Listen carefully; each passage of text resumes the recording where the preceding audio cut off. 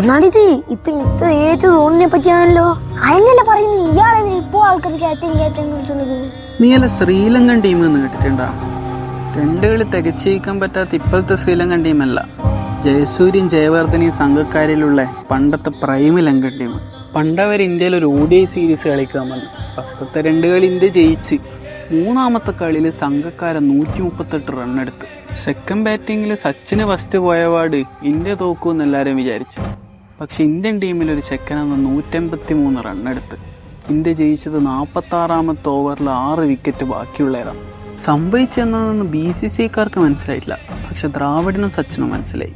2007 ODI world cup തോറ്റിട്ട് വന്ന ദ്രാവിഡ് ഒരു നീളം മുടിയുള്ള 24 വയസ്സുകാരൻ ചെക്കന BCCIന്റെ മുമ്പ് കൊണ്ടു നിർത്തി.